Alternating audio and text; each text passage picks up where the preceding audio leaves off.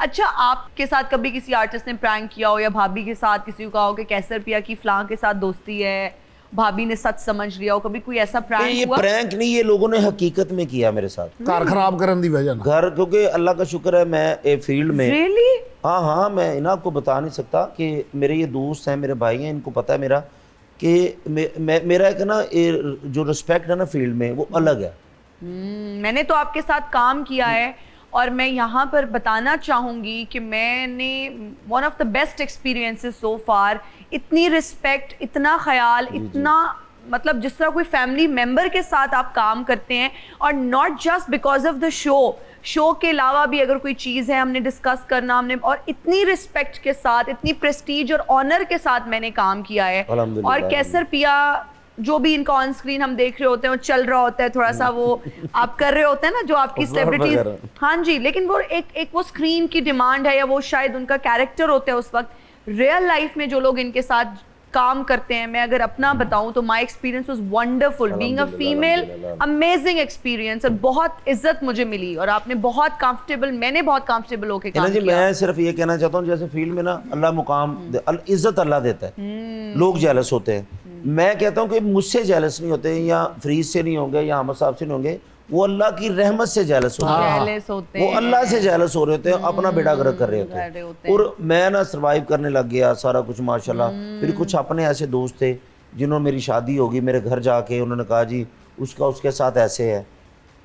یہاں تک میٹنگز ہوئی ہیں کہ گھر میں بٹھا کے لڑکی کو سمجھایا گیا کہ اس کو اس طرح پھنسانا ہے کہ اس کا گھر خراب ہو, لیکن جب اللہ ساتھ ہونا پھر کچھ بھی نہیں ہو سکتا. This is ridiculous. کیونکہ میں کیا کرتا ہوں, میں خوش قسمت انسان ہوں.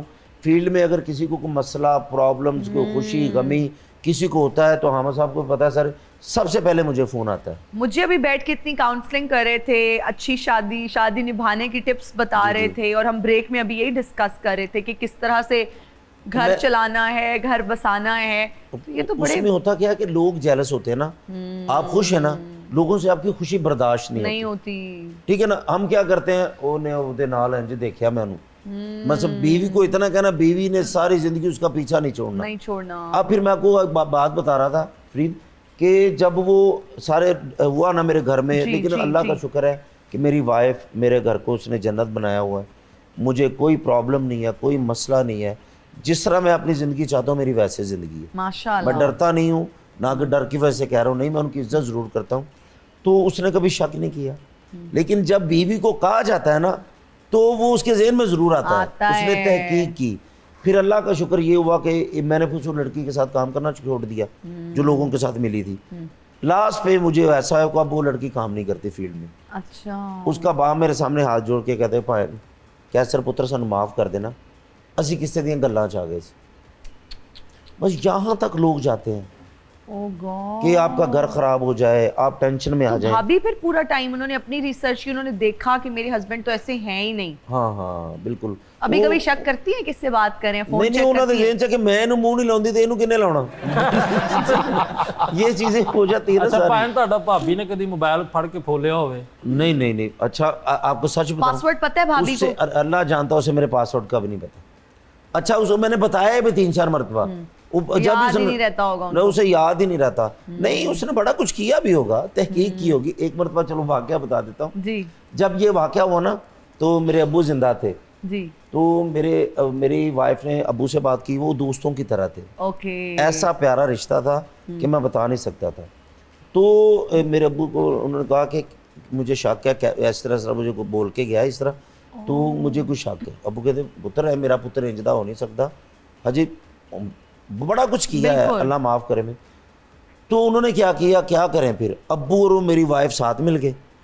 انہوں نے کیا کیا, ایک چھوٹا موبائل لے کے اسے ریکارڈنگ لگا کے سیٹ کے نیچے رکھ دیا کہ گاڑی میں تو کسی سے بات کرے گا. اچھا. ہاں. اب میں نے کیا کیا ہے, اب میں گاڑی میں بیٹھتا ہوں تو میں نے تلاوت کرنی ہوتی ہے, میں نے 6 کلمے پڑھنے ہوتے ہیں, ٹھیک ہے. اس کے بعد اب میں جا رہا ہوں فیصل آباد, لاہور سے فیصل آباد. تو میں نے کیا کیا, میں نے سورہ یاسین لگا لی, تو میں سنتا جا رہا ہوں, یہ وہ فلاں. 8-10 ٹیلی فون آئے, تو میں کسی کو کچھ سمجھا رہا ہوں, کسی کو کچھ سمجھا رہا ہوں.